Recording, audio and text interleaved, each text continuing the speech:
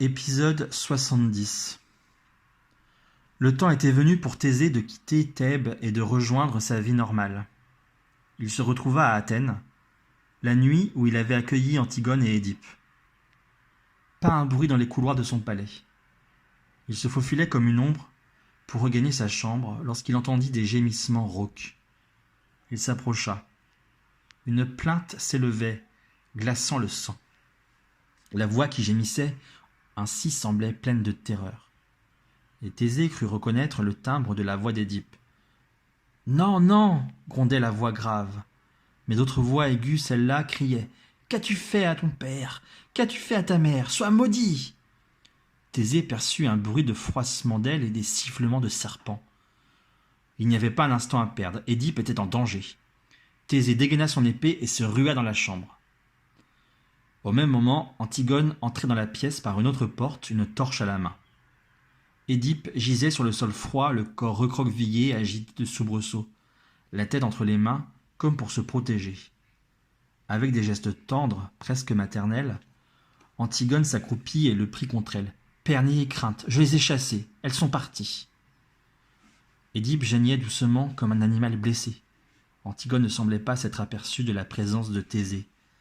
Elle desserra délicatement les doigts d'Édipe crispés sur son visage. Thésée crut voir des traces de griffes sur la figure d'Édipe. Il avait bien été attaqué par quelqu'un, et une odeur infecte flottait dans l'air. Antigone berçait son père comme on berce un enfant.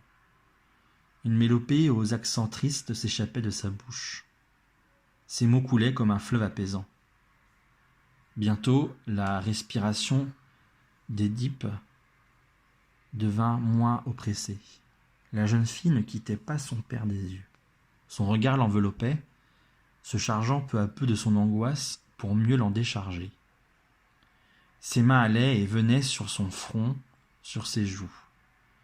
Elles calmaient, elles apaisaient. Peu à peu, le vieil aveugle perdit son masque de terreur.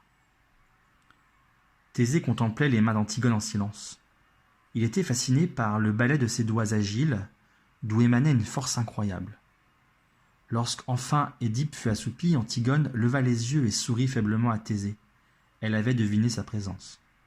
D'un geste de la tête, elle désigna la fenêtre. Thésée s'approcha et vit alors ce que nul humain ne peut voir sans frémir.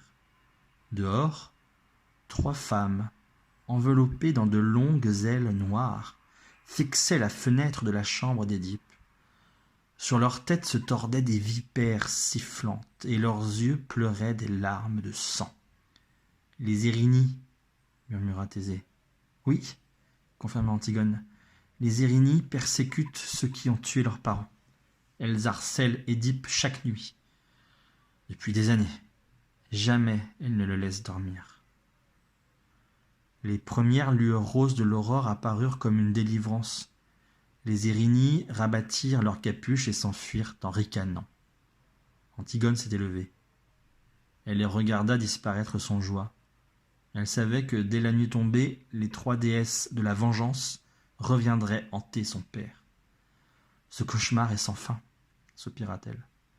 Mais vous n'entendrez jamais une plainte d'Édipe. Il assume son destin sans pitié pour lui-même. Nous sommes chassés à coups de pierre à l'entrée des villages. Dans d'autres, on lâche les chiens sur nous. Certains jours, on ne nous fait même pas l'aumône d'une poignée d'olives. La plupart du temps, nous sommes tolérés sur la paille des bestiaux et nous nous désaltérons dans leurs abreuvoirs. Édipe ne s'apitoie jamais sur lui-même. Thésée admirait le profil fin de la jeune fille. « Vous non plus n'avez aucune pitié pour vous-même, » fit-il remarquer. Cette errance, pieds nus dans la poussière, cette obligation de mendier votre pain, qui vous l'impose? Un léger frémissement parcourut Antigone. C'est mon devoir, et je ne demande aucune compassion.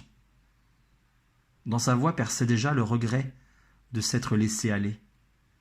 Thésée lui posa affectueusement la main sur l'épaule et ajouta « Je sais que vous ne demandez rien, mais tout à l'heure, j'essaierai de convaincre votre père d'accepter mon hospitalité. Il est à bout de force, et vous aussi. Cette errance doit prendre fin. » Seul le silence d'Antigone lui répondit. On ignore quels arguments Thésée utilisa pour convaincre Édipe, mais celui-ci, touché par sa sollicitude, accepta de rester à Athènes. Peut-être le roi aveugle sentait-il sa fin approcher.